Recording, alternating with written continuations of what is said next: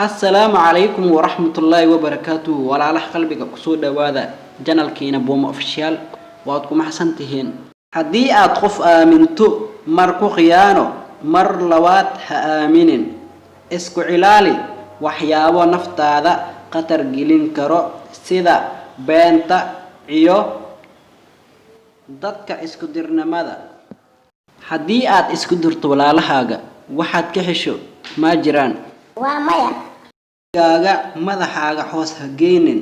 waligaagana dadka kaaween ha ku afcilinin ixtiraam qofka kaaween